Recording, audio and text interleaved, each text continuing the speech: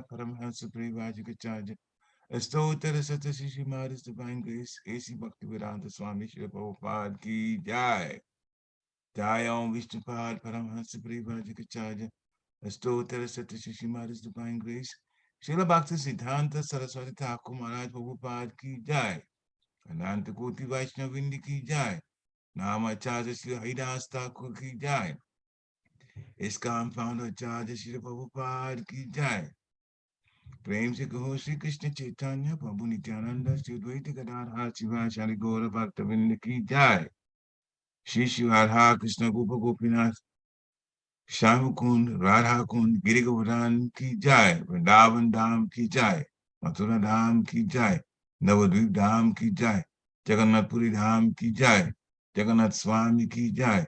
Ganga Mai Ki Jai. Jamuna Mai Ki Jai. Tulsi Devi Ki Jai. Bhakti Devi Ki Jai. Hare Krishna Mahamantra Ki Jai. Samaveda Bhaktavinda Ki Jai. Nitai Gaur Pumarandi. Hari Bol. All glorious the assembled devotees. Hare Krishna. All glorious the assembled devotees. Hare Krishna.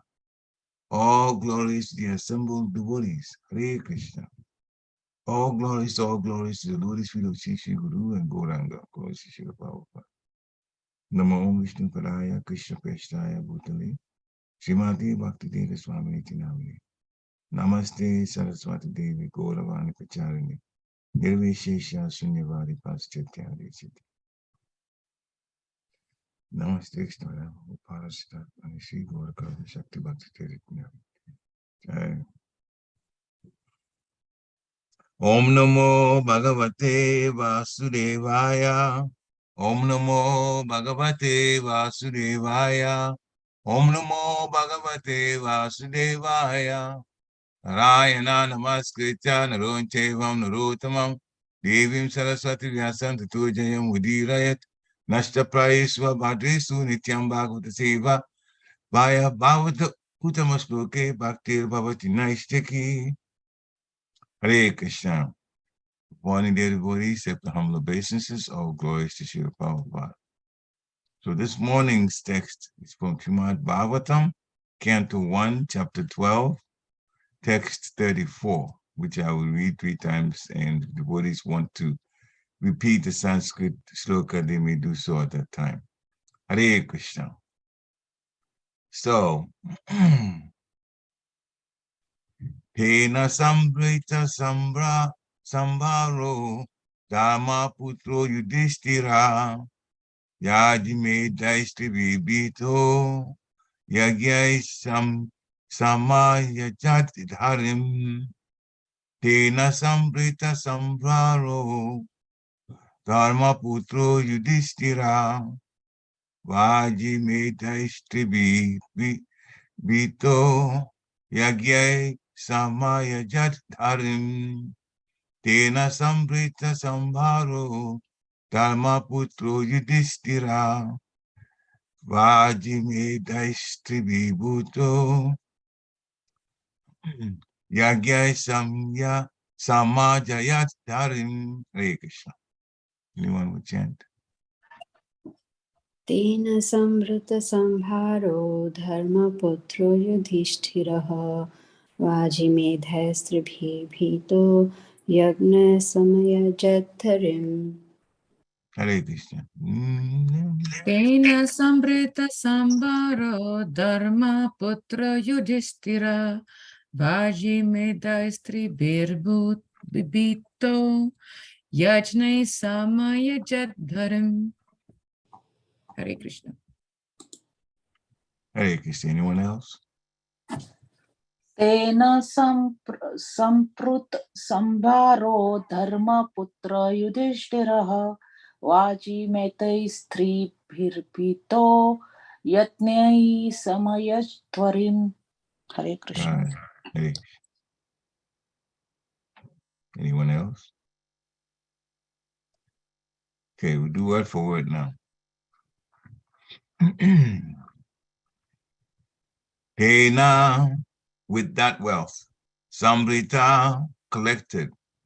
Samvara, ingredients. Dharmaputra, the pious king, Yudhishthira, Vajimedai, by horse sacrifices, three times, Vita, being greatly afraid after the battle of Kurukshetra, Yagye, sacrifices, Samayajat, perfectly worshipped, Harim, the personality of Godhead. Translation by His Divine Grace A.C. Bhaktivedanta Swami Srila Prabhupada. By those riches, the king could procure the ingredients for 3 horse sacrifices. Thus, the pious king Yudhishthira, who was very fearful after the battle of Kurukshetra, pleased Lord Hari, the personality of Godhead. Purport by Srila Prabhupada. Maharaj Yudhishthira was the ideal and celebrated pious king of the world.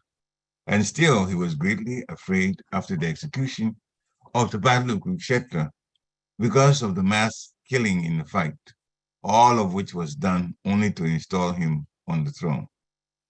He therefore took all the responsibility for sins committed in the warfare. And to get rid of all these sins, he wanted to perform 3 sacrifices in which horses are offered on the altar. Such a sacrifice is very costly. Even for Maharaj Yudhishthira, had to collect the necessary heaps of gold left by Maharaj Maruta and the Brahmanas who were given gold in charity by King Maruta. The learned Brahmanas could not take away all the loads of gold given by Maharaj Maruta, and therefore they left behind the major portion of the gift. Maharaj Maruta also did not again collect such heaps of gold given away in charity. Besides that, all the golden plates and utensils which were used in the sacrifice were also thrown in the dustbins. And all such heaps of gold remained unclaimed property for a long time, till Maharaj Yudhishthira collected them for his own purposes. Lord Sri Krishna advised the brothers of Maharaj Yudhishthira to collect the unclaimed property because it belonged to the king. The more astonishing thing is that no subject of the state also collected such unclaimed gold for industrial enterprise or anything like that. This means that the state citizens were completely satisfied with all necessities of life and therefore not inclined to accept unnecessary productive enterprises for sense gratification. Maharaj Yudhishthira also requisitioned the heaps of gold for performing sacrifices and for pleasing the Supreme Hari, personality of Godhead. Otherwise, he had no desire to collect them for the state treasury. Once he take lessons from the acts of Maharaj Yudhishthira, he was afraid of sins committed on the battlefield, and therefore he wanted to satisfy the supreme authority. This indicates that unintentional sins are also committed in our daily occupational discharge of duties. And to counteract even such unintentional crimes, one must perform sacrifices as they are recommended in the revealed scriptures. The Lord says in Bhagavad Gita, Yagyartat karmano nyatra loko yam karma bandha. Bhagavad Gita, chapter 3, text 9. That one must perform sacrifices recommended in the scriptures in order to get rid of commitment of all unauthorized work or even unintentional crimes which we are apt to commit. By doing so, one shall be freed from all kinds of sins. And those who do not do so but work for self-interest or sense gratification have to undergo all tribulations accrued from committed sins. And those, therefore, the main purpose of performing sacrifices is to satisfy the Supreme Personality, Hari. The process of performing sacrifices may be different in terms of different times, places, and persons. But the aim of such sacrifices is one and the same at all times and in all circumstances, namely, satisfaction of the Supreme Lord Hari. That is the way of pious life, and that is the way of peace and prosperity in the world at large. Maharaj Yudhishthira did all these as the ideal pious king in the world. If Maharaj Yudhishthira is a sinner in his daily discharge of duties, in royal administration of state affairs, wherein killing of men and animals is a recognized art, then we can just imagine the amount of sins committed consciously or unconsciously by the untrained population of the Kali Yuga who are not performing any sacrifices to please the Supreme Lord. The Bhagavatam says, therefore, that the prime duty of the human being is to satisfy the Supreme Lord by performance of one's occupational duty. Srimad Bhagavatam, Canto 1, Chapter 2, Text 13. Let any man of any place or community, caste, or creed be engaged in any sort of occupational duty, but he must agree to perform sacrifices as it is recommended in the scriptures for the particular place, time, and person. In the Vedic literatures, it is recommended that in Kali Yuga, people engage in glorifying the Lord by chanting the holy name of Krishna without offense, and that by doing so, one can be freed from all sins and thus can attain the highest perfection of life by returning home back to Godhead. Ketanad eva Krishnasya mukta sangha param prajet. Srimad Bhagavatam, Canto 12, Chapter 3, Text 51. We have already discussed this more than once in this great literature in different places, especially in the introductory portion, by sketching the life of Lord Sri Chaitanya Mahaprabhu. And still we are repeating the same with a view to bring about peace and prosperity in society. The Lord has declared openly in Bhagavad Gita how he becomes pleased with us, and the same process is practically demonstrated in the life and preaching work of Lord Sri Chaitanya Mahaprabhu.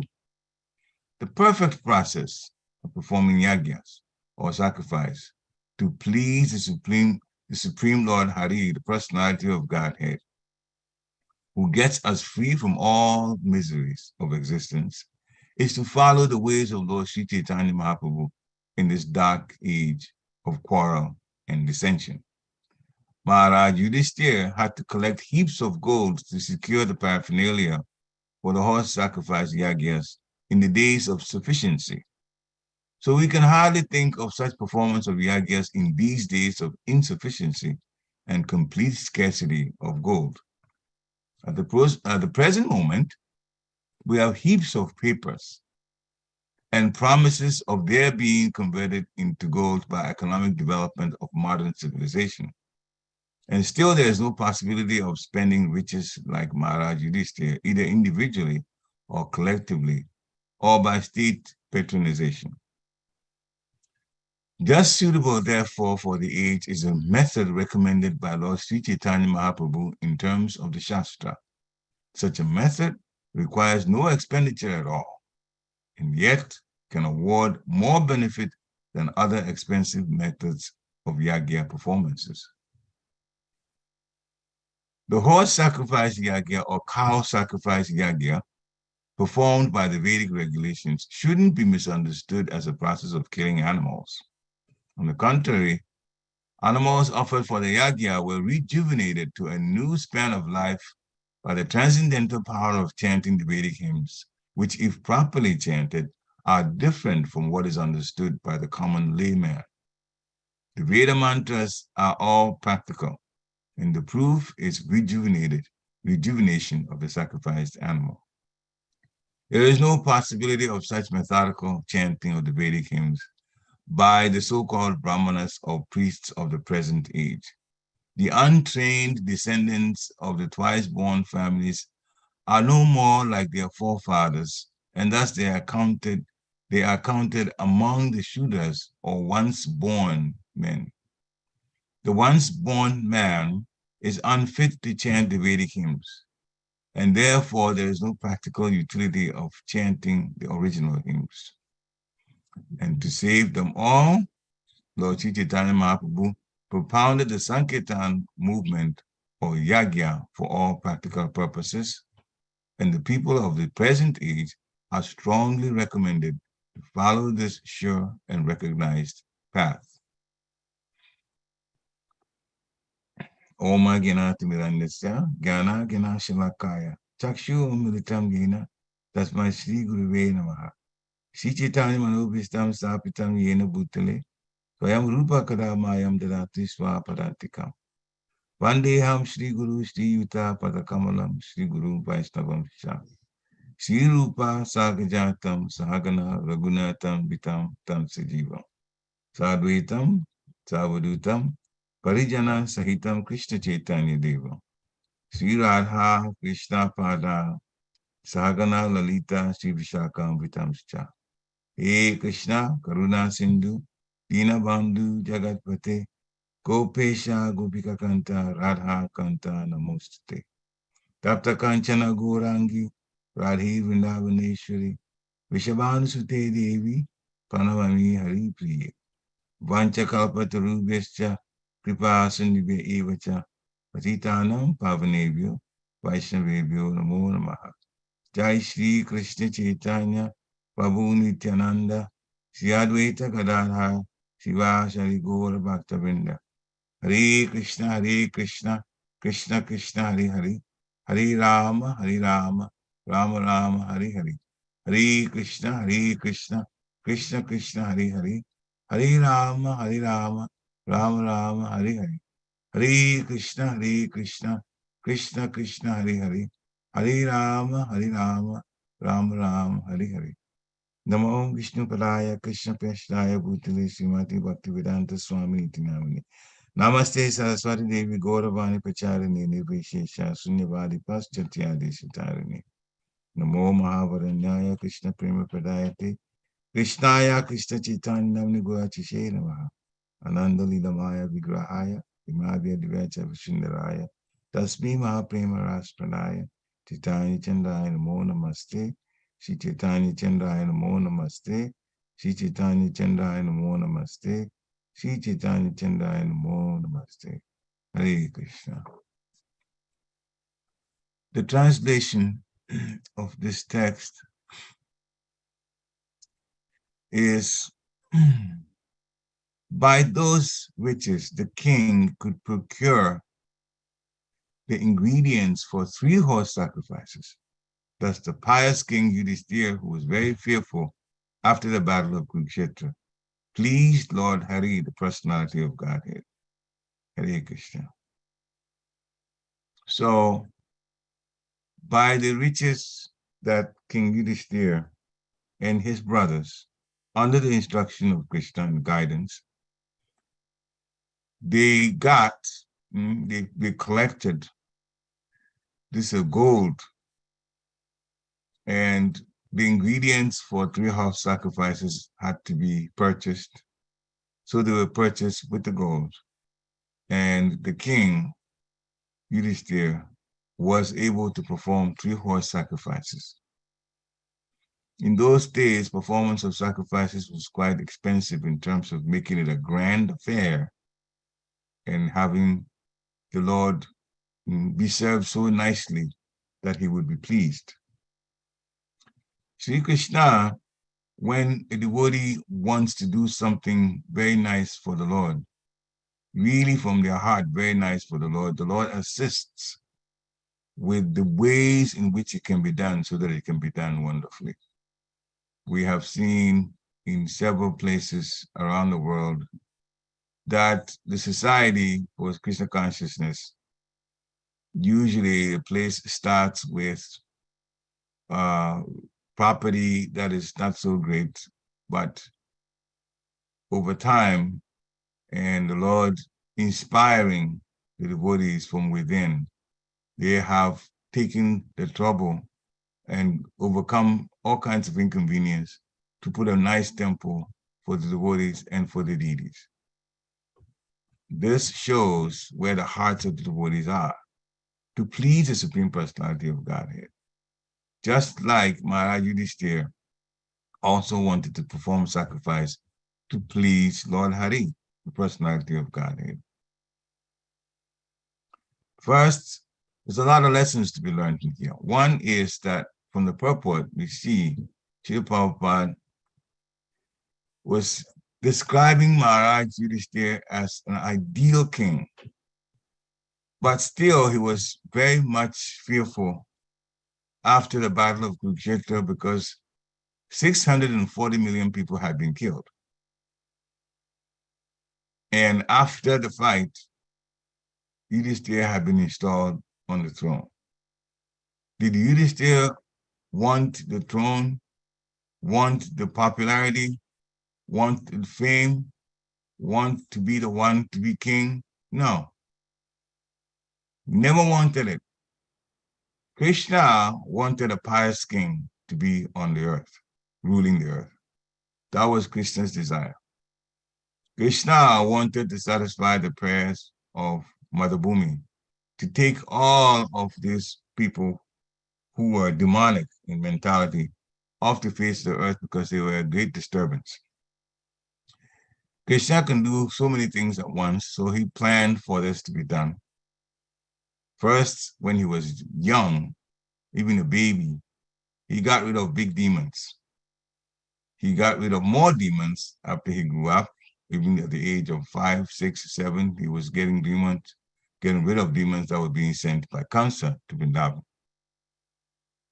But those were the ones around that area. There were demons all around the world.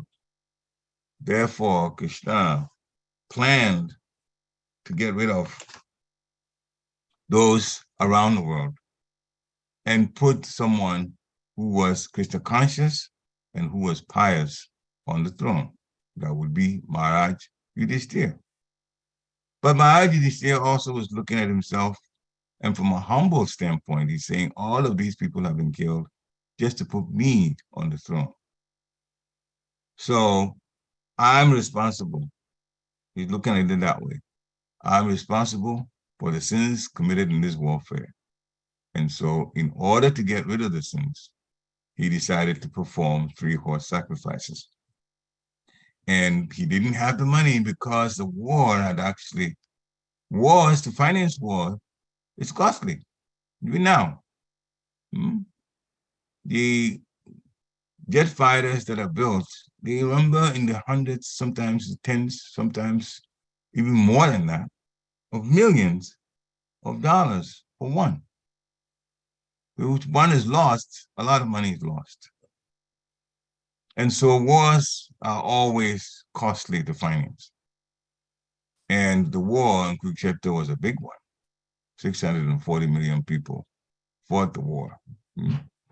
And so it cost quite a bit to finance it. And at the end of the war, there was not much left in the treasury.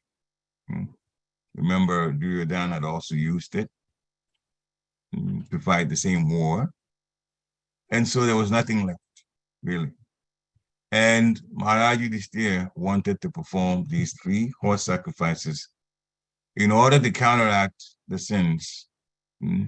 Whether he would be regarded as the sinful person, I'm sure Krishna did not see Maharaj Yudhishthira as a sinful person or responsible for this. But this was a very, very, very big eye-opener for the people in terms of how humble Maharaj Yudhishthira was. And it's a big eye-opener for us also, because it is important for us to also perform sacrifices for the sins that we really commit. We commit. Maharaj Yudhishthira was a Kshatriya. So when he fought the war, when soldiers fight war, unless they mercilessly kill people who are unarmed, soldiers that are killed by other soldiers, those soldiers that kill the other soldiers do not incur any sin for doing that. Just like you go to a job, you don't incur sin for committing, for doing your job. So it's like that. So in this case, Maharaj Yudhishthira, again, Krishna is inspiring his heart to have us learn the importance of setting up and performing sacrifices. Krishna guided Maharaj Yudhishthira and his brothers to collect gold that had been left by a king before that. So much gold was there. Maharaji Yudhishthira did not know where it was, but Krishna pointed it out, and Arjuna and his brothers went and collected the gold in order to purchase what was needed, all the paraphernalia, for 3 horse sacrifices, in order to counteract any sin that may come on Yudhishthira as a result of the war. So, Krishna, a few things from this. Krishna advised the brothers to collect the unclaimed property because it belonged to the king. And this is how things are looked at even now. If somebody leaves the body and the property of that person is not claimed by the proper steps by the family members, it will go to the state. So since the gold was not claimed by anybody, then Krishna advised Maharaj Yudhishthira to collect the unclaimed property because it goes to the state, which means it's under the control of the king. And Srila Prabhupada made the point that it was even more astonishing that nobody among the people also claims went to take some of the gold for any other purpose, because it was there. It wasn't like it was just there. It could be taken by anybody. Means the state citizens were completely satisfied with all the necessities of life. So when people are in a situation where they feel that their necessities are provided for, they're not inclined to go commit crimes, to try to take somebody else's things, to go to take money from a bank unlawfully, just to try to live. When people are cared for properly and they have their occupations and things are met, so that the lives of the individuals are going on okay, there is no, well, one more thing, and if the laws are set up such that when a person commits a crime, but the punishment is upped, and the punishment will cause a person not to want to commit that crime again. And at the same time, the state provides all that is necessary for the persons, for the population to live a decent life, then there's peace and there's not necessities for people to go claim things that doesn't belong to them. And that was the state that Maharaj Yudhishthira was able to bring under his rulership. So heaps of gold were there for satisfying for doing the yagya. And Maharaj Yudhishthira was able to take it because nobody else took it. The king that left it, he had so much wealth at that time. When people are pious, the Lord also, Mother Bhumi also gives so much to the through the things planned by the Lord and the Lord's agents and the demigods. When things are going on well, when the rulership is good, the demigods do in fact supply the things. The demigods are the ones that are responsible for the different activities in the material world to keep it going. When people are living at least life in a mode of goodness, if not even transcendence, but in a mode of goodness, people are kind to each other, and they are very careful about how they use things, understanding that it belongs to the Supreme Personality of Godhead. And they are in general God conscious. They may not even be at the transcendental level that Srila Prabhupada by his mercy has given to us, but generally good people, pious people. The demigods will supply the necessities. And Mother Bhumi will give so much in this planet. And for that matter, the other planets too, if those that are living in the mode of goodness. So it's not like the weather goes bad because it just wants to give us a hard time. The things that we're experiencing that are difficult for us is because we ourselves are not living a life that's worthy of the way human beings live life. That is the real problem. We abuse the earth. We put all kinds of things, poisons in the earth.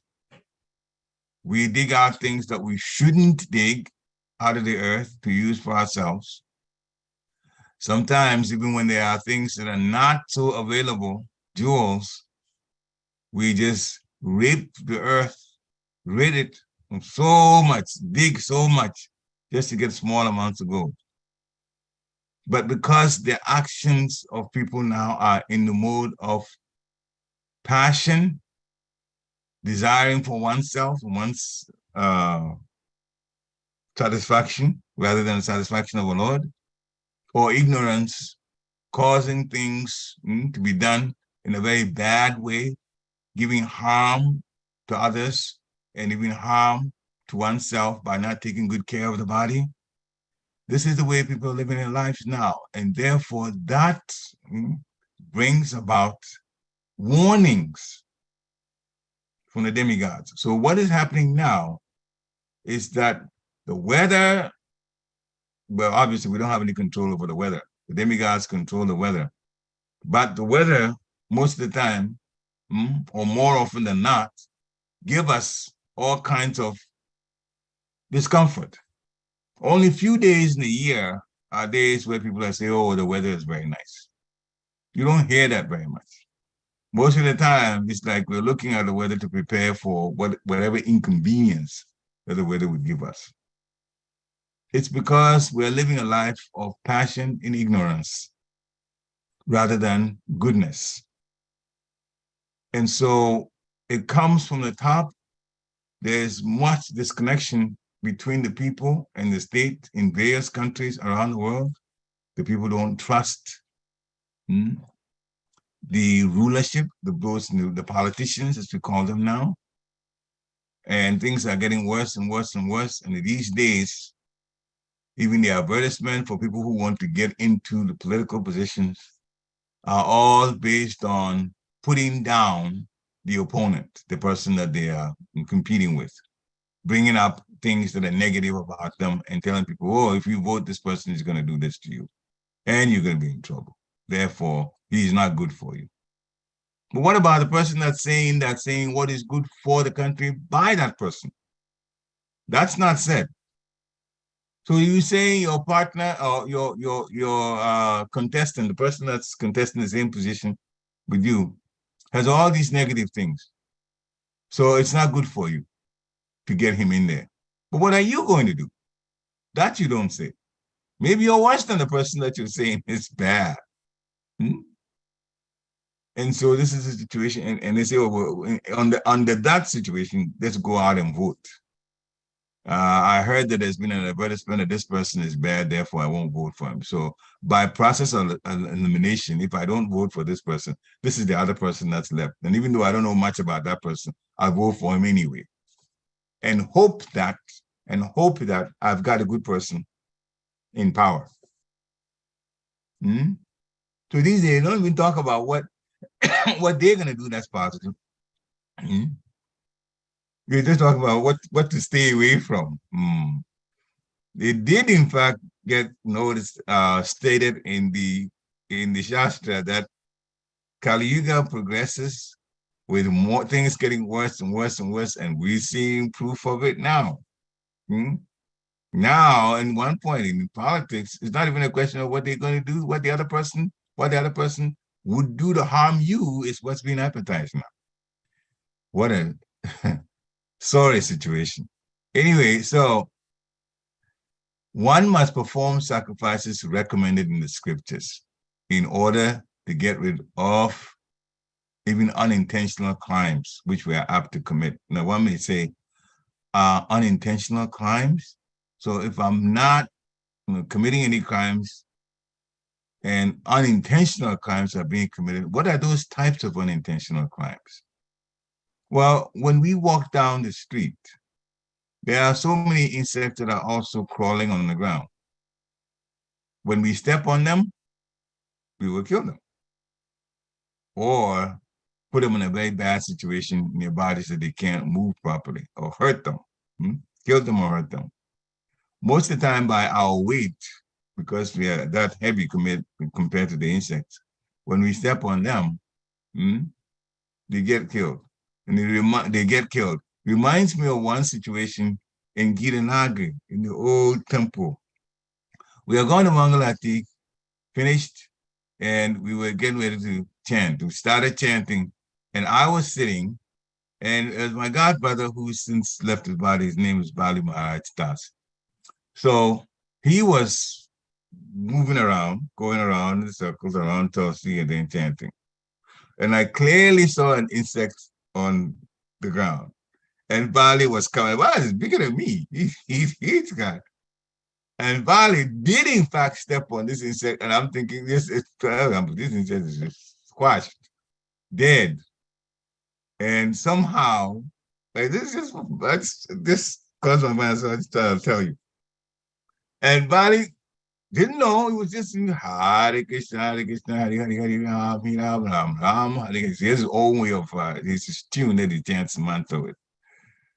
And so he moved his foot and kept going, and I looked back and I said, "This is a pretty good day for you, Mr. Insect," because the insect did not get squashed. Somehow between his big toe, just after his big toe, there's a little space there, and that's where he stepped. Now I looked at, that's where he stepped. The insect somehow got saved. But the point is, any other, just an inch forward or inch back, that insect could have been totally dead, and Bali would not have known that he had even done that. So that would come under the category of an unintentional crime. So when we perform sacrifices, the Srila Prabhupada is saying that, then we'll be freed for all kinds of the sins that will be counted, or the reactions then would be taken away. Now, Srila Prabhupada goes into detail about the process of performing sacrifices being different for different persons. Krishna even says that if one offers patram pushpam phalam toyam, yome bhakta prayachati, someone offers a little leaf, water, flower, fruit, I'll accept it. But then Srila Prabhupada also says, it is set that way so that even the poorest of the poor can, in fact, do some things to serve the Supreme Personality of Godhead from the heart. But if you have more finances, if you have more available to you, then you should actually perform the yagyas as very, very nicely as possible as you can do, based on what you can afford. It's all to satisfy the Supreme Lord Hari. Srila Prabhupada says that is the way of pious life, and that is the way of peace and prosperity in the world at large. So when we perform sacrifices, we'll come to how we can perform sacrifices a little later in this age. The prime duty of a human being is to satisfy the Supreme Lord by the performance of one's occupational duty. And in Bhagavatam, Canto 1, Chapter 2, Text 13, it says, Ata Pumid Vijashrishta, Vanasham Vibhagasha, Sanustya Tasya Dharmasya, Samshide Haritoshana. So Prabhupada quotes that a lot. And when he finishes, he would repeat the last two words. Hari Toshanam, to please the Supreme Personality of Godhead, Hari. So it is therefore, the translation is therefore concluded that the highest perfection one can achieve by discharging the duties prescribed for one's own occupation according to the caste and divisions and orders of life is to please the Supreme Personality of Godhead. Now, Lord Chaitanya Mahaprabhu, Krishna, who came as a devotee to show us how to live a proper devotional life and develop love for the Supreme Personality of Godhead. And also in the Vedic literatures. his activities and what's in Vedic literatures are consistent. And the consistency is it's recommended that in Kali Yuga, people engage in glorifying the Lord by chanting the holy name of Krishna. Hare Krishna, Krishna Krishna, Hare Hare, Hare Rama, Rama Rama, Hare Hare. And doing that can free us from sins, and then we can attain the highest perfection of life by returning home back to Godhead. Now, so we are to chant the holy name of Krishna, but we are to chant the holy name of Krishna steadily, conscientiously, so that with the chanting is chanting without offense. One has to be steady in the chanting, be concentrating on the name, be pronouncing it clearly, not mumbling, and speaking it out so that the ear also can hear, thinking about Krishna. And if they need help to think about Krishna, then pictures of Krishna can be in front of the person that's chanting. We need to use as many of our senses connected with Krishna at the time that we're chanting, so that we can be steady in our thinking of Krishna while we're chanting, so that the mind doesn't roam. And in that way, the chanting of the holy name of Krishna occurs from us without offense. And that, Sri Prabhupada says, would be free, make it possible for us to be freed from all our sins, even the ones that we didn't know, like I described in the situation of Bali. My god brother, he was stepping on that insect. I noticed it. It was just too late to even say, Bali, wait. No, I mean, it just happened. So before I saw his foot was also always, it was just coming on the insect in the temple room. Anyway, so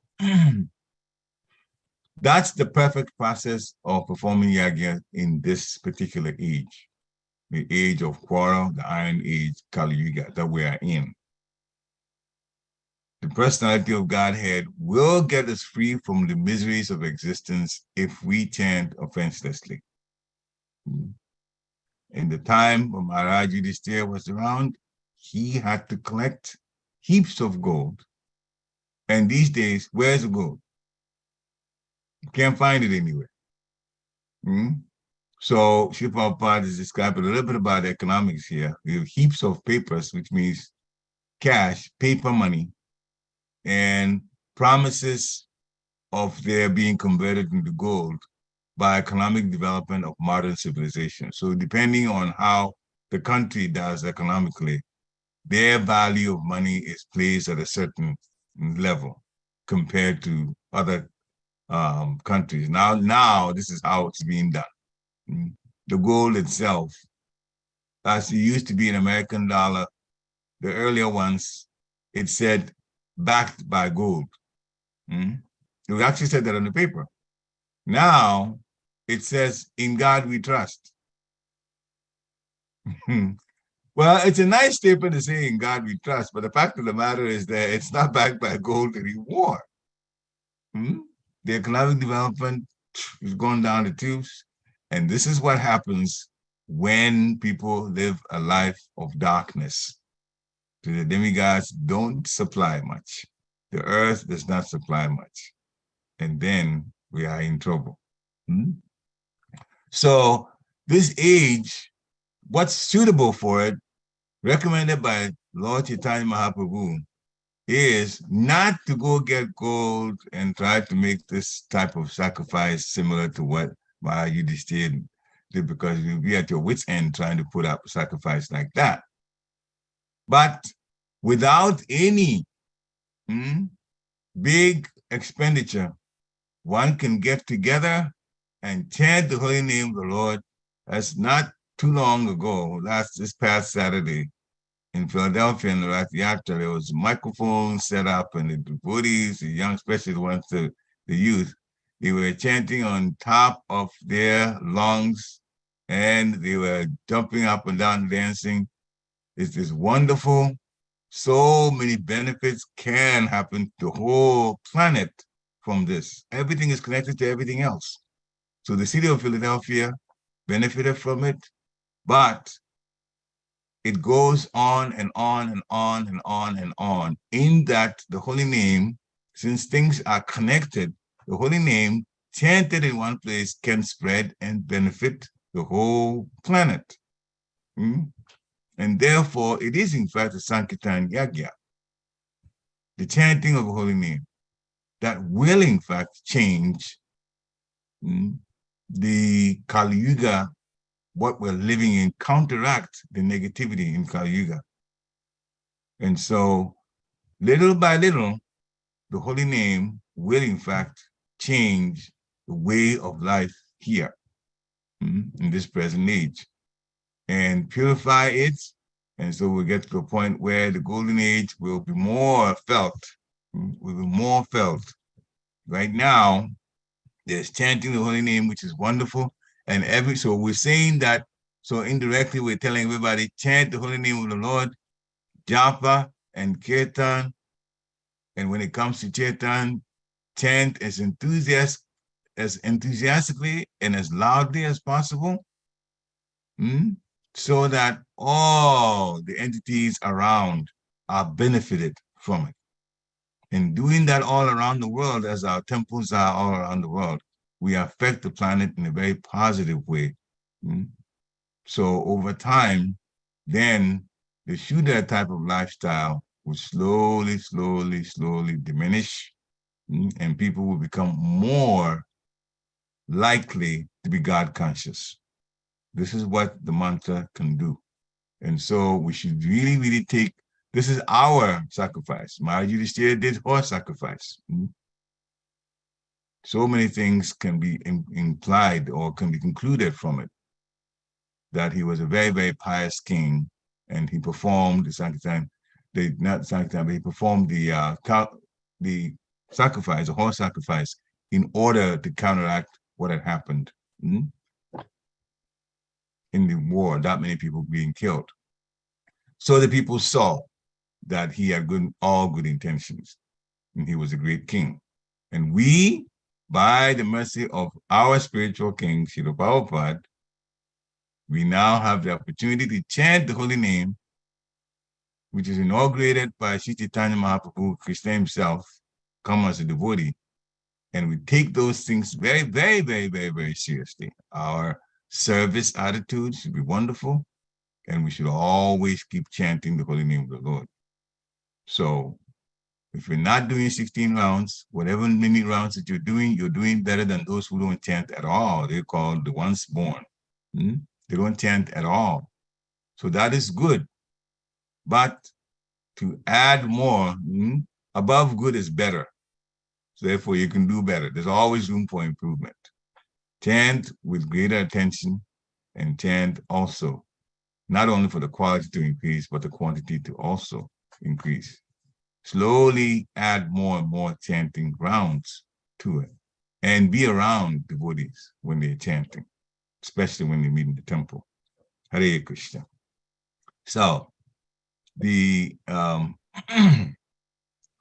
the translation is, by those witches, the king could procure the ingredients for 3 horse sacrifices. That's the pious King Yudhishthira, who was very fearful after the battle of Kurukshetra, pleased Lord Hari, the personality of Godhead. Srila Prabhupada ki jai. Thank you so much for such a wonderful class. This was a very long purpose. So thank you for really extracting the main point, which is the chanting of the holy name. Would like to ask devotees if any questions, any comments, clarification, please, or a takeaway, please do unmute yourself and ask a question, or you can raise your hand and we will definitely call upon you.